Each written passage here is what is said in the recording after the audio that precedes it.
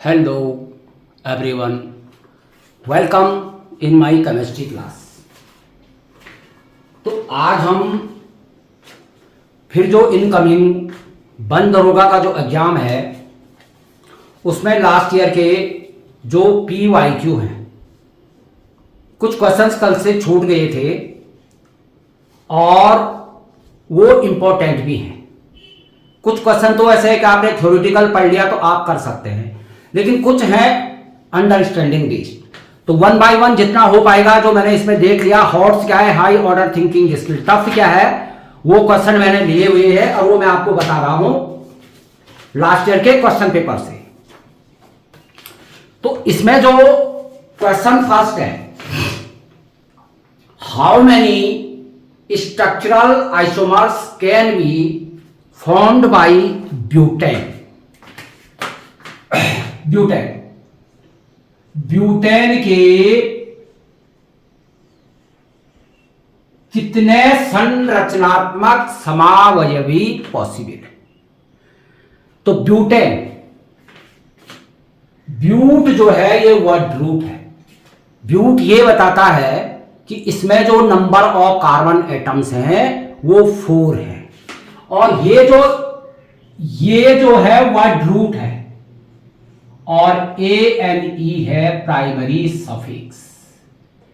ये यहां पे ये प्रदर्शित करता है कि कार्बन कार्बन और कार्बन हाइड्रोजन एटम में सिंगल बॉन्ड है, ये ANE डबल बॉन्ड, YNE अगर होगा तो ट्रिपल बॉन्ड। ब्यूटेन इसका मतलब ये एक सैचुरेटेड हाइड्रोकार्बन है, और सैचुरेटेड हाइड्रोकार्बन को IUPAC में बोलते हैं एल्केन।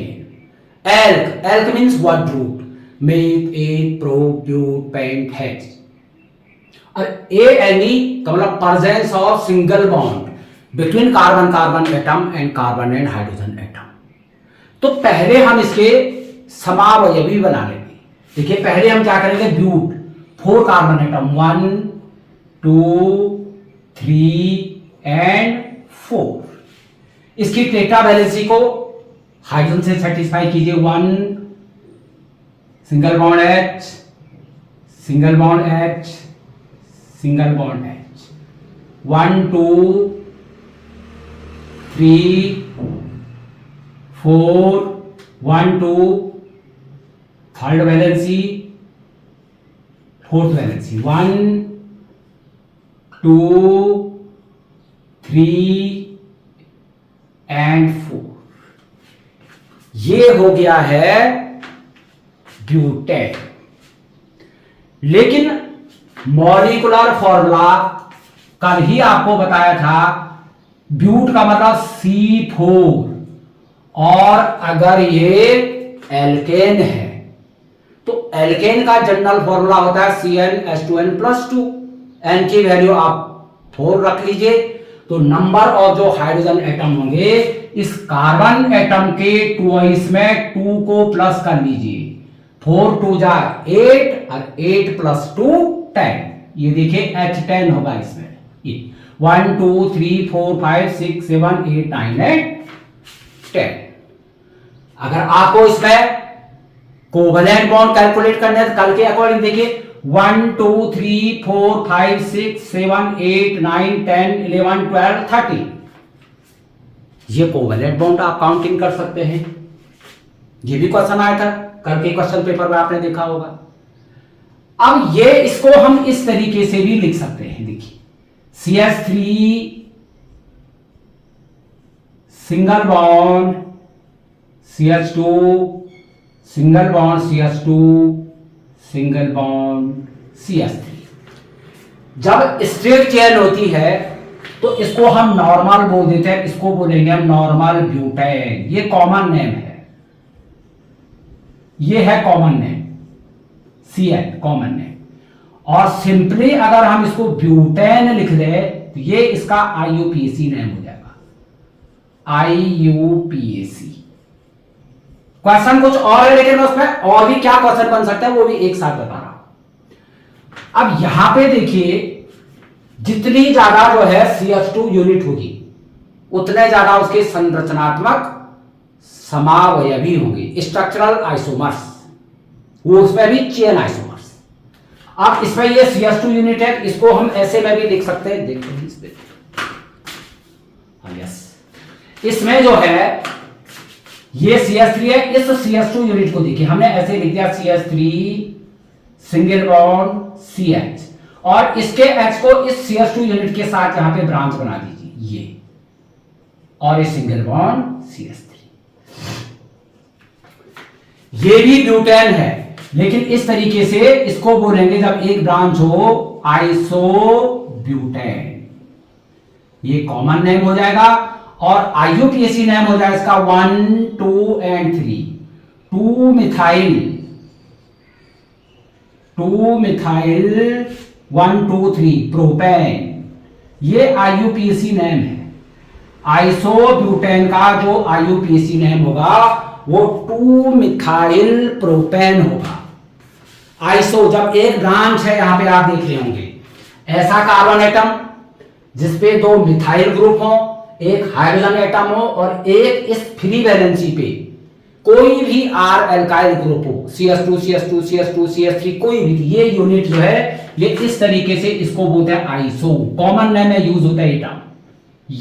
ये फ्री वैलेंसी है, और ये आ गया CH3, चाहे आप इसको ऐसे भी लिख सकते हैं CH3 होल ट्वाइस CH3, ये आइसोप्रोपाइल ग्रुप है।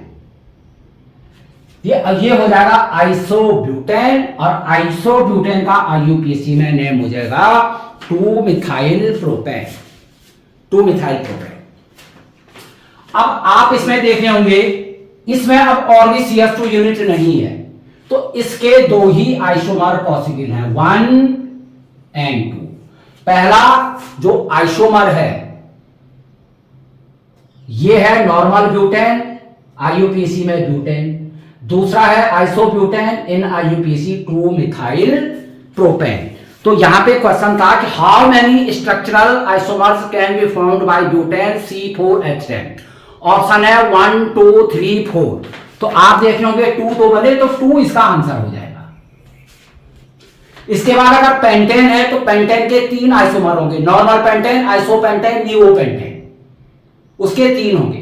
जैसे जैसे होमोलोगस सीरीज के मेंबर बनेंगे नंबर ऑफ आइसोमर भी इंक्रीज होंगे। अब इनमें डिफरेंस क्या है? मॉलिक्यूलर फॉर्मूला दोनों का C4H10 है, स्ट्रक्चरल फॉर्मूला डिफरेंट है। तो ये 2 स्ट्रक्चरल आइसोमर्स इनके होंगे, और इस फेनोमेनन को बोलेंगे स्ट्रक्चरल आइसोमेरिज्म।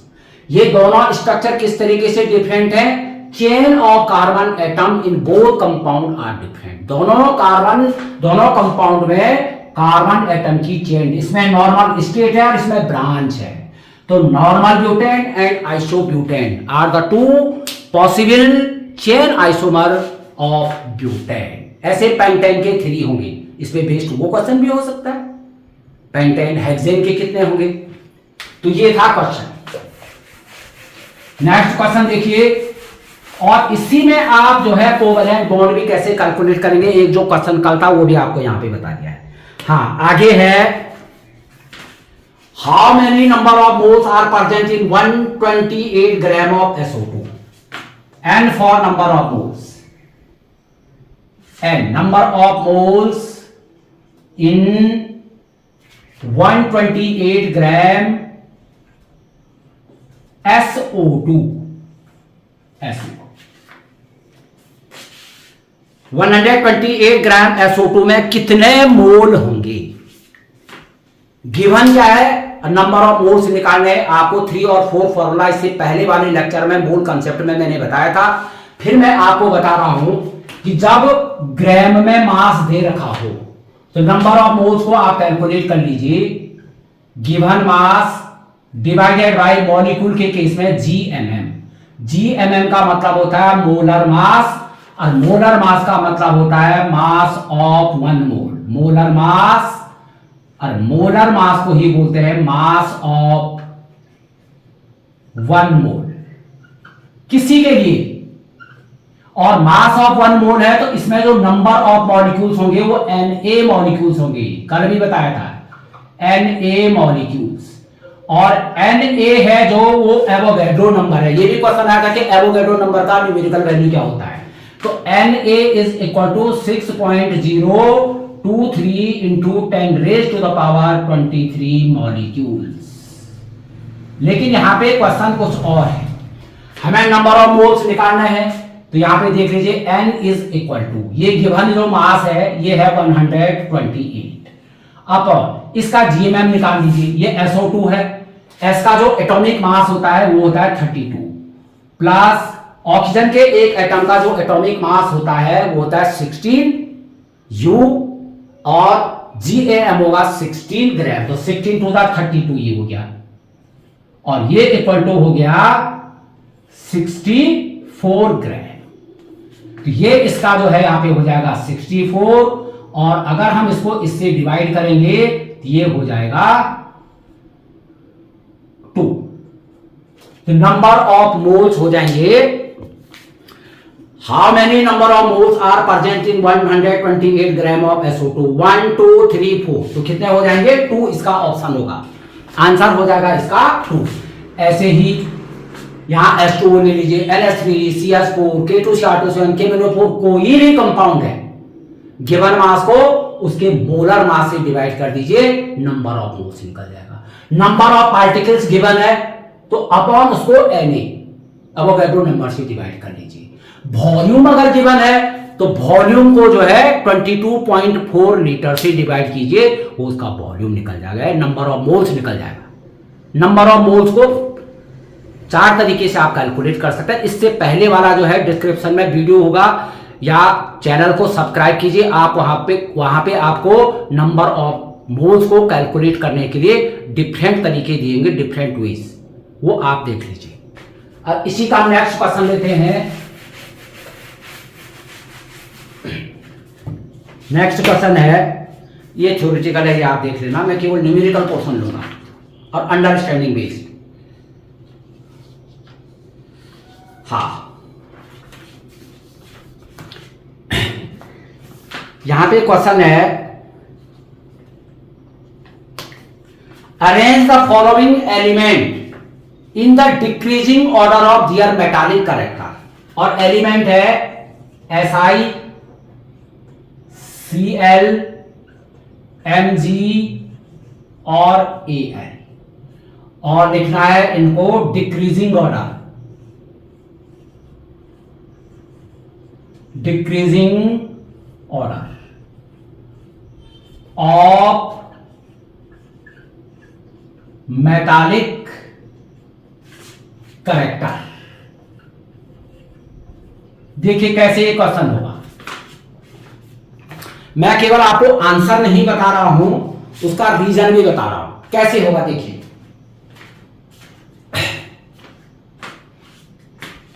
ये जो एलिमेंट्स हैं ये थर्ड पीरियड के हैं।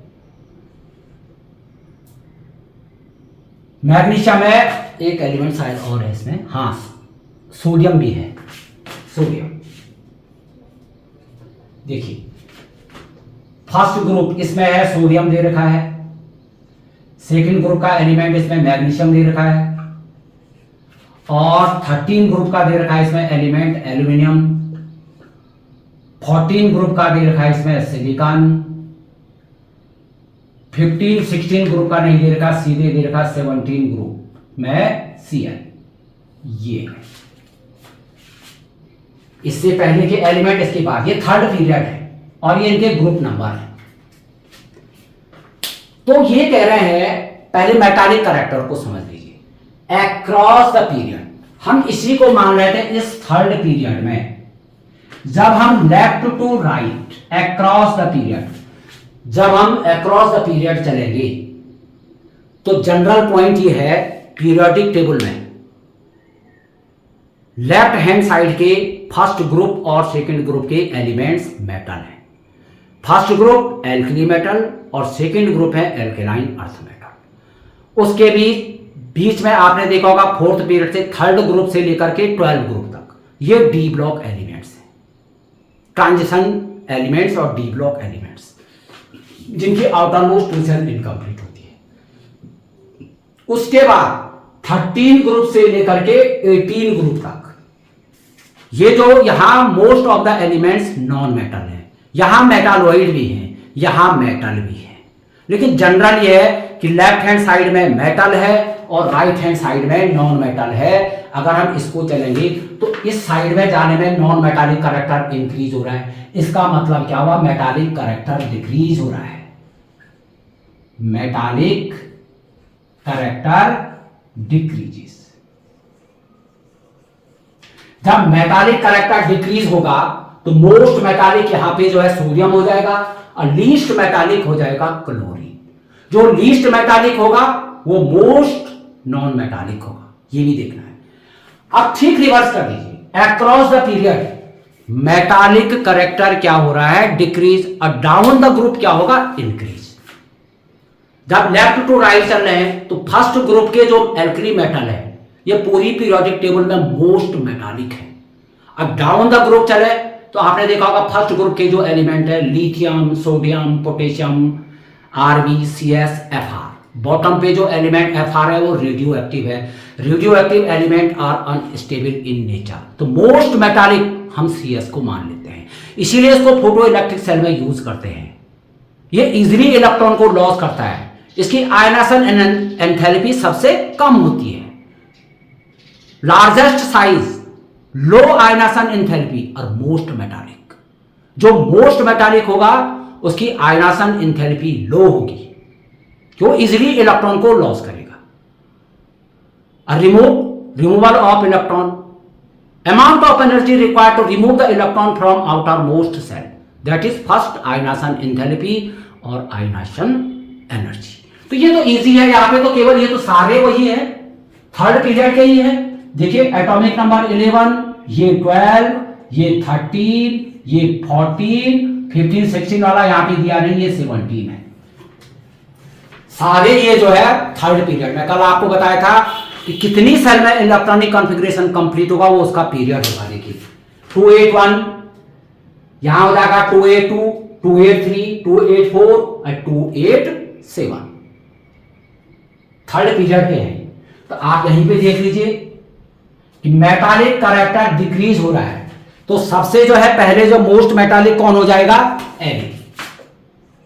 Na बनाना डिक्रीजिंग ऑर्डर है, तो डिक्रीजिंग ऑर्डर कौन सा होगा, 5 4 3 1।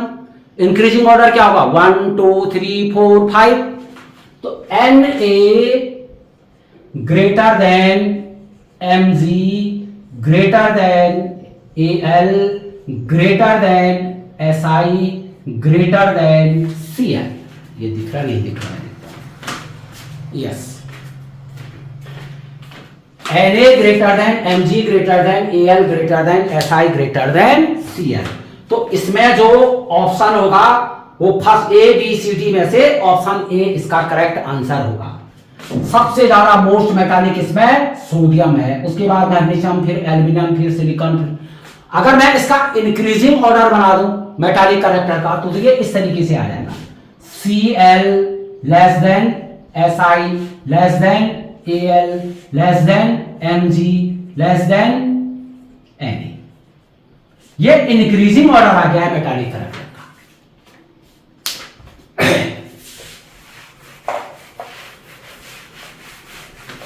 आगे देखिए क्वेश्चन,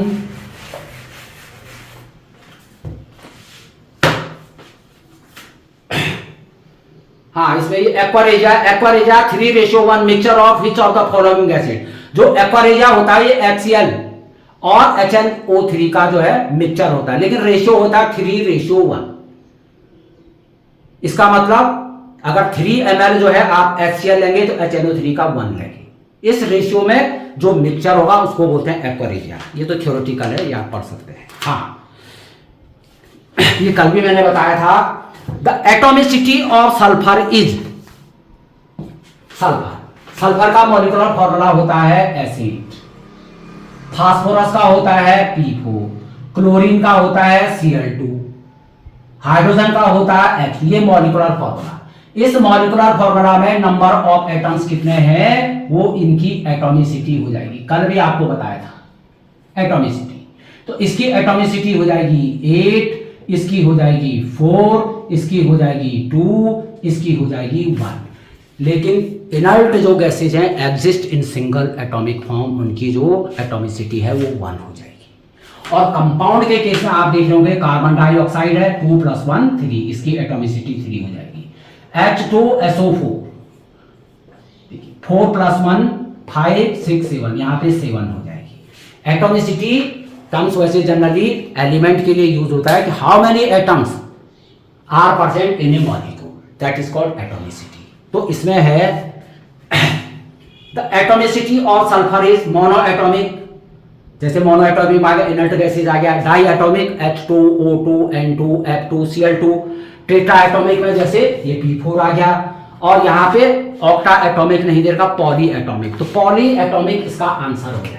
पॉली, इसको भी हम पॉली बोल सकते हैं, ये पॉली एटॉमिक माने जिसमें मोर देन 3 से ज्यादा एटम्स होंगे एटॉमिसिटी में, जो पहलो पॉली एटॉमिक या एटॉमिसिटी इसकी 8 है।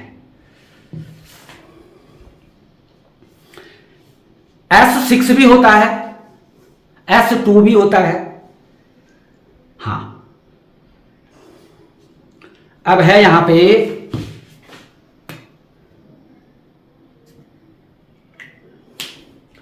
Black coating of silver and green coating of copper are exam. ये रस्टिंग, ये कोरिजन है। कोरिजन का मतलब होता है gradually eating away of metal.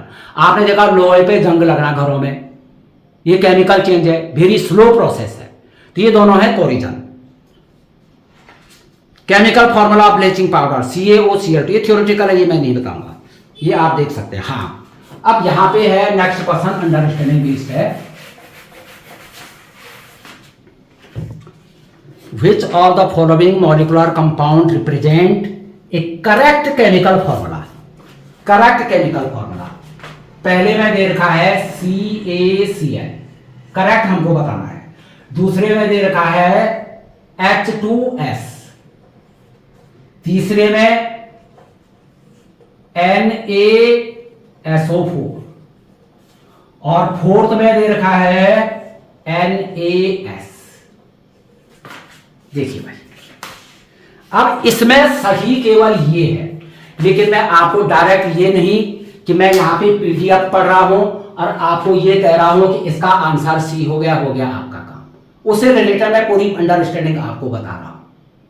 केवल आंसर C है, PDF कोई भी पढ़ लेगा, आंसर C है ये तो कोई भी बोल लेगा।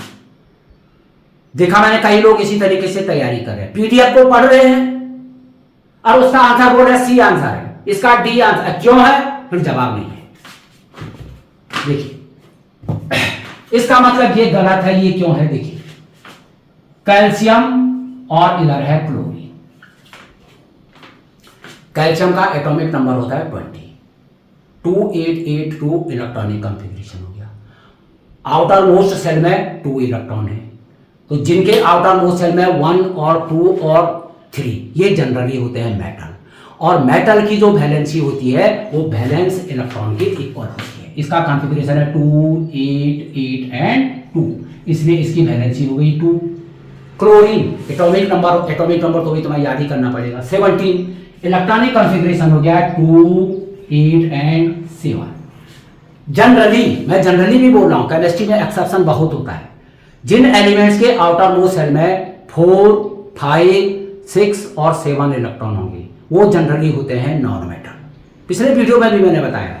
और नॉन मेटल की वैलेंसी निकालने के लिए क्या करते हैं, to achieve the octet, atoms combine to achieve the octet. 8 में से वैलेंस इलेक्ट्रॉन को माइनस कर दीजिए, 8 में से 7 को माइनस करेंगे 1 हो गया, कर लीजिए, क्रिस क्रॉस कर लीजिए।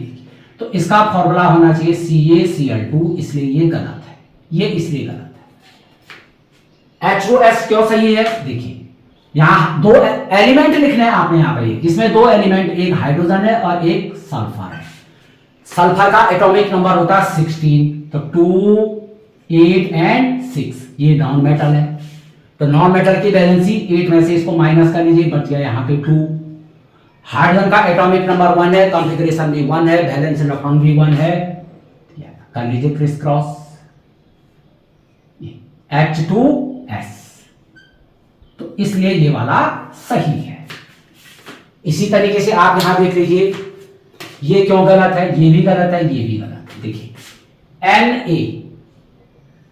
Na यहां है SO4।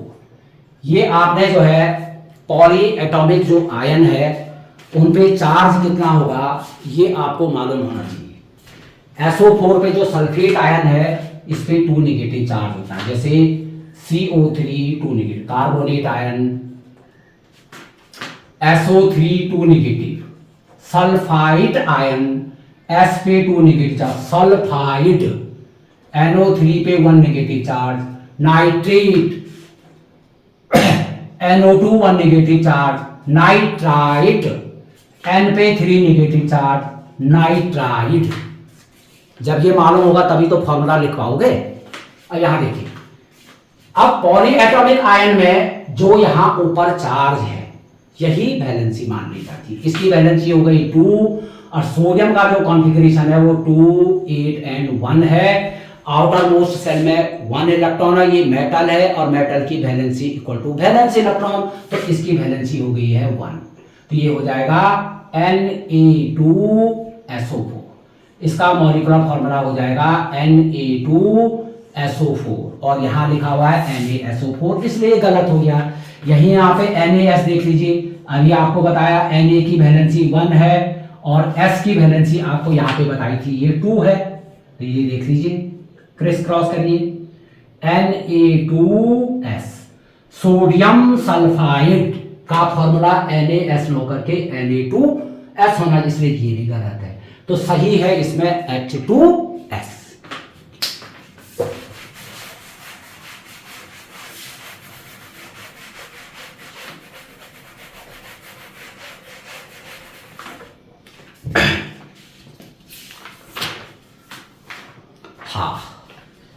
हाँ, ये भी समझने वाला क्वेश्चन है। What will be the mass of, question है mass of 3.8 litre of SO2 at STP।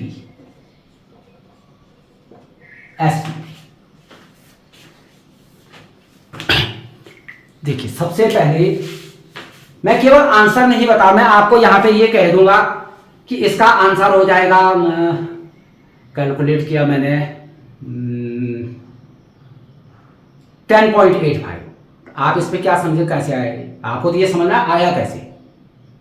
मैं ये नहीं बोल रहा कि 58 क्वेश्चन जो है इसका आंसर 10.85 होगा, लेकिन कैसे हुआ ये बता रहा हूं।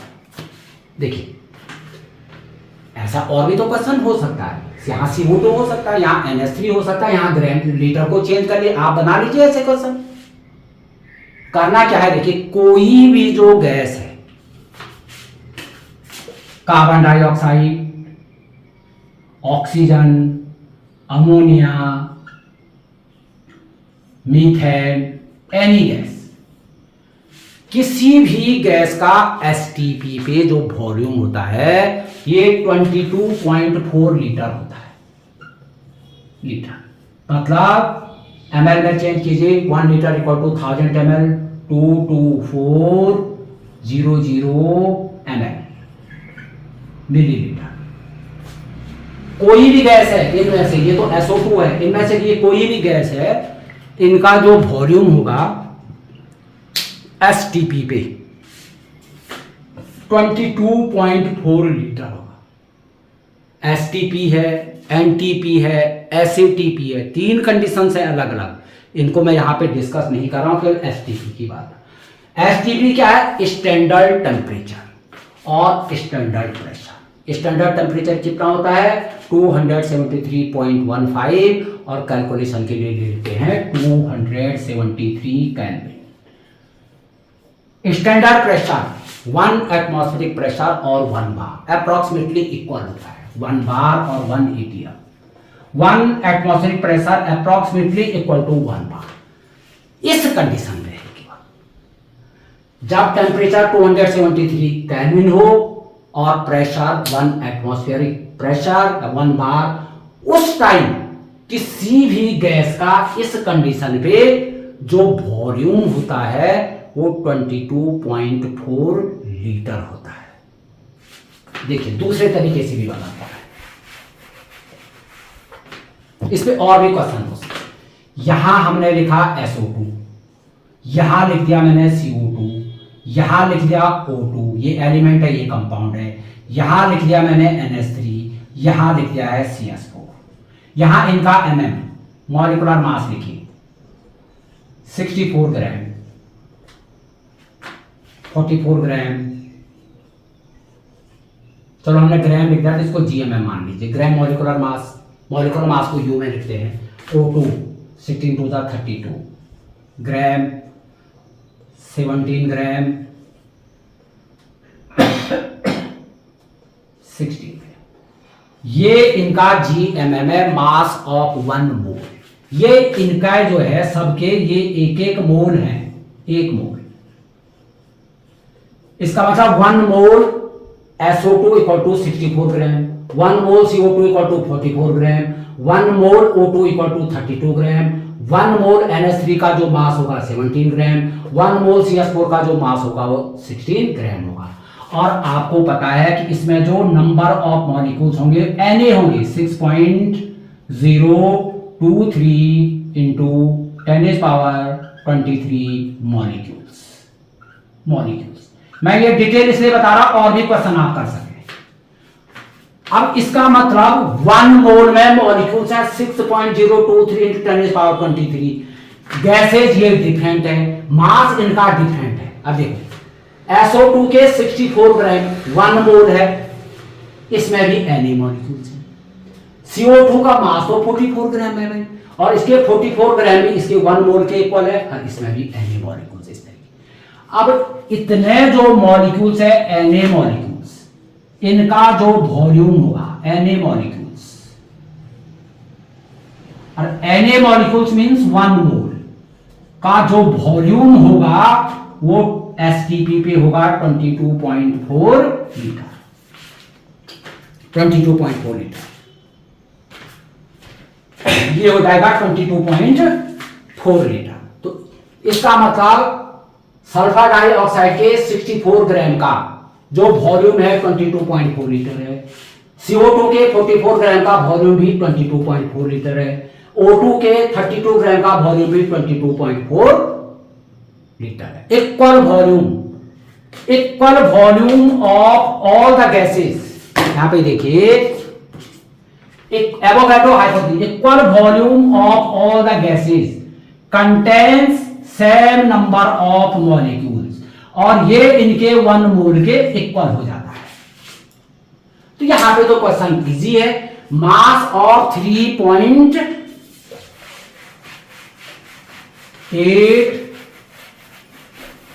लीटर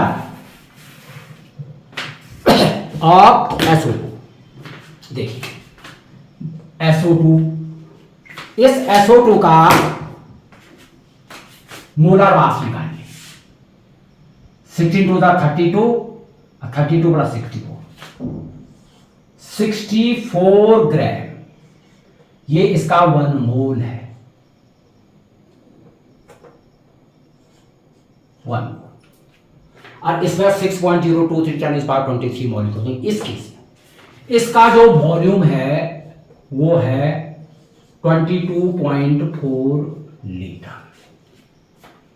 तो हमें निकाला मास ऑफ 3.8 लीटर ऑफ SO2, तो 22.4 लीटर SO2 का जो मास होगा वो 64 ग्राम होगा। बस हो गया, ये तो हमें पहले से ही मालूम है ना।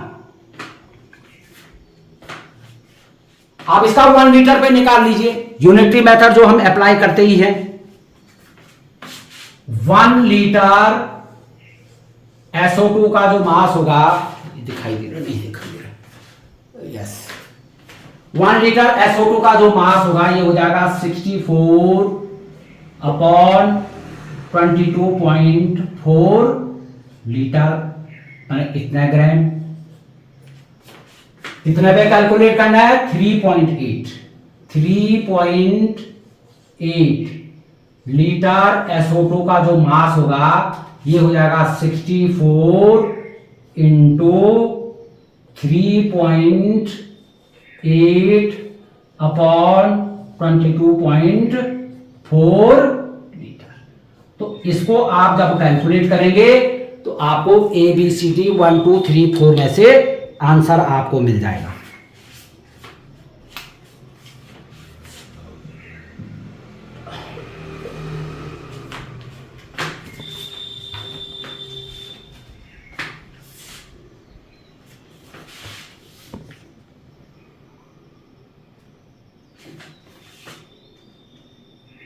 ये आ गया 10.85 है।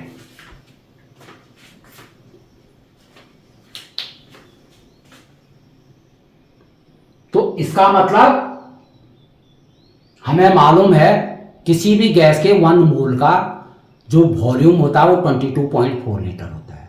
1 मोल का मतलब हम ये भी बोल सकते हैं किसी भी गैस के GMM का जो वॉल्यूम होता है वो 22.4 लीटर होता है। या इनडायरेक्टली चलिए 22.4 लीटर किसी भी गैस का है, उसमें Na मॉलिक्यूल्स होंगे और उसका जो मास होगा वो GMM के इक्वल होगा। इनडायरेक्टली देख लीजिए। अब यहीं पे फॉर्मूला भी बनता है। अगर आपने निकालना है यहाँ पे V निकालना है तो ये बन गया फॉर्मूला। देखिए V इज इक्वल टू, ये 64 क्या है, इसका GMM है, GMM इंटू स्मॉल w क्या है, ये वॉल्यूम है, गिवन वॉल्यूम, और upon volume at STP, volume at STP। अब अंडरस्टैंडिंग के लिए तो यही बढ़िया है, इतने का इतना, इतने का इतना। अब देखिए यहीं पे क्या इंफॉर्मेशन मिल रही है, देखिए दूसरा कंपाउंड लेते हैं CO2। इसका जो GMM है 44 ग्राम है। इस CO2 का 44 ग्राम इसके 1 मोल के इक्वल है। इसका जो 1 मोल है वो Na मॉलिक्यूल्स होंगे, इसमें Na मॉलिक्यूल्स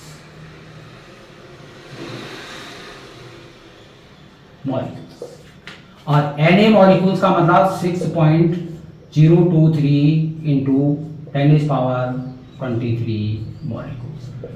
बस ये तो हमें किसी भी गैस के लिए पहले से मालूम है।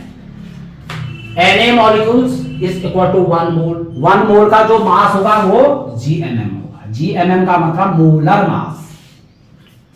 तो किसी भी गैस का अगर हमें मोलर मास मालूम है, उसको ग्राम में बने, मॉलिक्यूलर मास को ग्राम में बोलोगे, उसमें Na मॉलिक्यूल्स होंगे और वॉल्यूम होगा 22.4 लीटर। तो इसी से बनता mass mass relationship, mass volume relationship, volume volume relationship, उस पर बेस्ड है ये। ये क्वेश्चन 11-12 से है।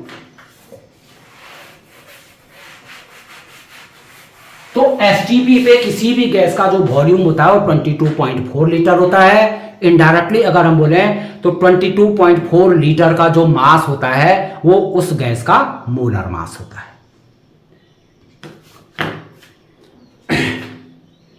Propane with the molecular formula C3H8, covalent bond, ये उस समय बता दिया था हमने कोवैलेंट बॉन्ड कैसे कैलकुलेट करते हैं। Maximum number of electron present in a shell, वही 2n², सिंपल है। Which gas is used in processing bag of chips, ये चिप्स वगैरह जो ये जंक फूड्स होते हैं इनके अंदर नाइट्रोजन गैस, क्योंकि नाइट्रोजन रूम टेम्परेचर पर होती है इनर्ट, नहीं तो फूड का क्या हो जाएगा, ऑक्सीडेशन हो जाएगा, फूड का ऑक्सीडेशन हो जाएगा, इसलिए इसमें नाइट्रोजन फील्ड होती है।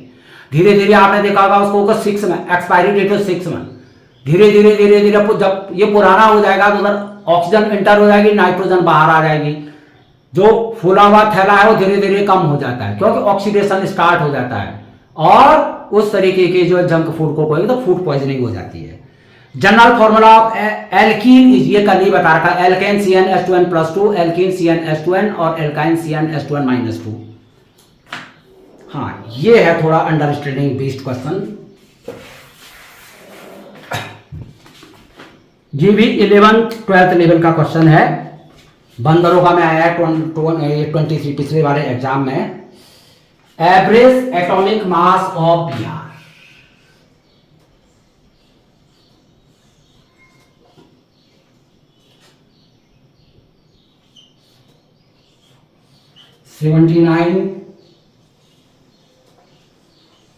35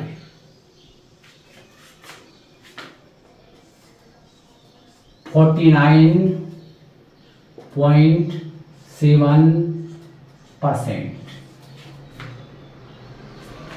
We are 81, 35, 50.3%. ये क्वेश्चन है और इसमें पूछा गया है कि atomic mass of bromine isotope, atomic mass of bromine isotope. देखिए इसको कैसे कैलकुलेट करेंगे। सबसे पहले तो आप यहां पे देख रहे होंगे bromine and bromine, atoms of the same element, same element है ब्रोमीन, उसके ये दो एटम्स हैं। कैसे एटम है? जिनके ये नीचे आपको बताया था एटॉमिक नंबर, जिनके एटॉमिक नंबर सेम है और मास नंबर डिफरेंट है। तो ब्रोमीन का एटॉमिक मास नंबर आप 79 माने या 81 माने, तो कुछ एलिमेंट के होते हैं आइसोटोप्स। अब आइसोटोप्स क्या है? Atoms of the same element, atoms of the same element, same element है Br, एक एटम ये है और एक एटम ये है। Atoms of the same element whose atomic number are same but mass number are different. तो आइसोटोप्स के केस में क्वेश्चन ही ये है वो average atomic mass of bromine, bromine का भाई हम एटॉमिक मास इसको माने या ऐसे इसको माने, इसकी जगह पे क्लोरीन का भी आ सकता है, हाइड्रोजन का भी आ सकता है, कार्बन का भी आ सकता है, जिनके भी आइसोटोप्स हैं। वेरी इजी, कुछ नहीं करना है, एटॉमिक नंबर सेम है और मास नंबर है डिफरेंट, तो इससे तो हमें कोई लेना देना है नहीं। अब यहां ब्रैकेट में क्या दे रखा है? ये जो ब्रोमीन है 49.7% नेचर में ये वाला एटम है जिसका मास नंबर है 79 और 50.3% जो अक्यूरेंस है, एबंडेंस है, पर्याप्त मात्रा, वो ब्रोमीन के इस आइसोटोप की है। और इसका सम करें हम तो ये हो जाएगा लगभग 100, अप्रोक्सीमेटली 100%। तो ब्रोमीन के दो आइसोटोप्स हैं, एलोटोप्स अलग होता है, आइसोटोप्स अलग होता है। Atoms of the same element whose atomic number are same but mass number are different। तो इसका एवरेज एटॉमिक मास कैलकुलेट करने के लिए एवरेज एटॉमिक मास, इस पे मैंने एक लास्ट वीडियो भी बनाया था कि एटॉमिक मास और मास नंबर, वही वाली बात आगे देखेंगे आप, जो है मास नंबर और एटॉमिक एक्चुअल और उसका नियरेस्ट होल नंबर। देखिए कैसे कैलकुलेट करें। Average atomic mass is equal to हो जाएगा, जो ये आइसोटोप्स हैं, ये जो आइसोटोप्स हैं इनका atomic mass into abundance, percentage abundance का सम कर देंगे। इसका एटॉमिक मास है 79 इनटू कर दीजिए 49.7% मतलब डिवाइडेड बाय 100 प्लस कर लीजिए कितना एटॉमिक मास है 81 इंटू परसेंटेज एबंडेंस कितना है इसका 50.3/100, ठीक है 100। अब देख लीजिए भाई, इसको कैलकुलेट कीजिए।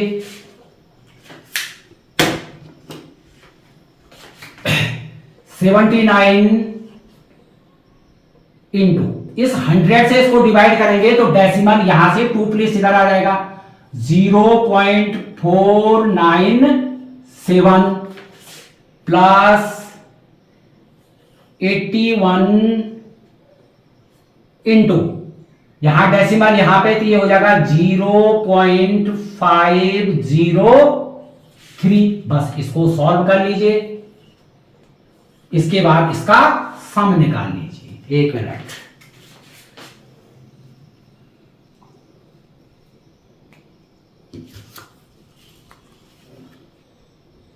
ये आएगा 39.46 plus 1 minute 81 into 0.503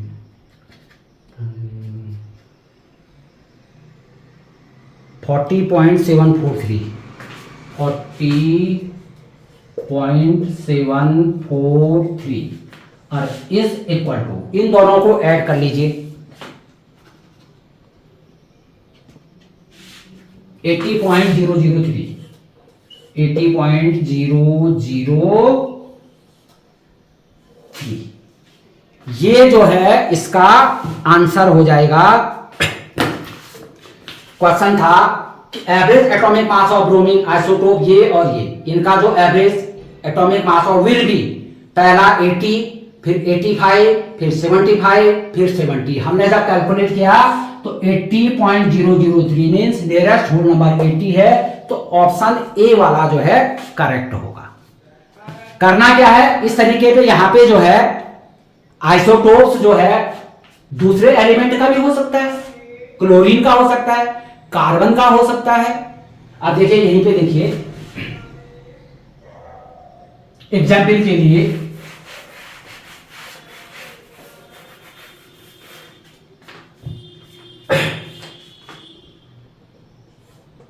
carbon 12, carbon 13, carbon 14, 3 isotopes होते हैं कार्बन के। कार्बन 14 रेडियो एक्टिव होता है। Age of the earth, age of the fossils, कहां से आज हिस्ट्री बता रही कि इतने साल पुराना जो है फॉसिल्स है। रेडियो कार्बन डेटिंग कार्बन 14, पता चल जाता है कि ये मानव कितने साल पुराना है, वो यही देन है। Carbon 14 is radio active.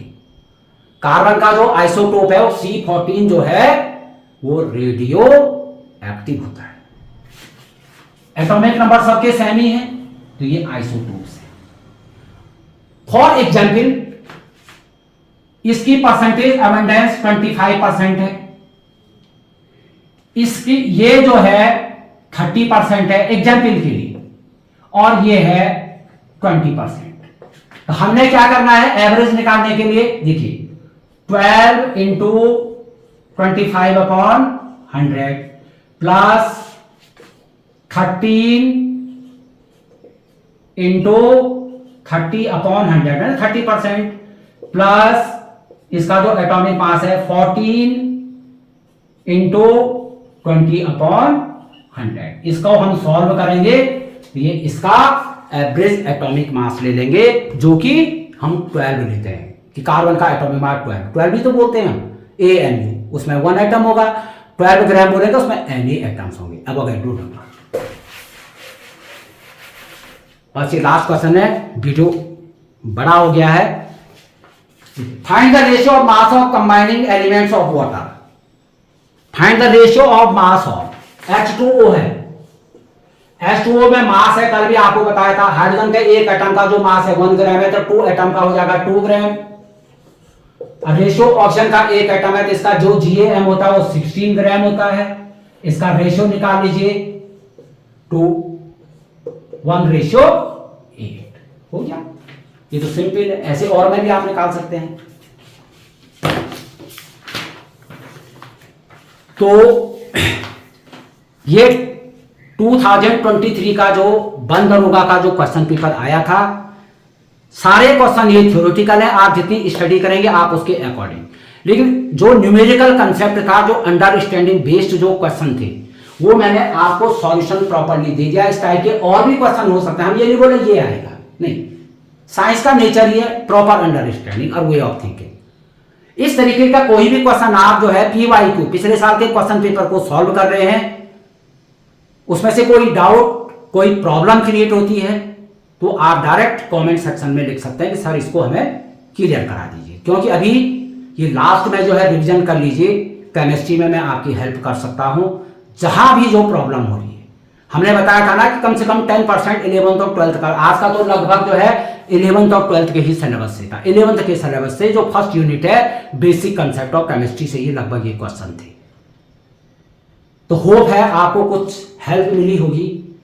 इसी तरीके के अन्य क्वेश्चन और कंसेप्ट क्लियर करने के लिए आप चैनल को सब्सक्राइब कीजिए, और इसमें जो अदर वीडियो भी मेरे हैं वो बंद दरोगा के लिए बहुत ही हेल्पफुल हैं, आप जा करके उनको देख सकते हैं। Thanks for watching, all the best.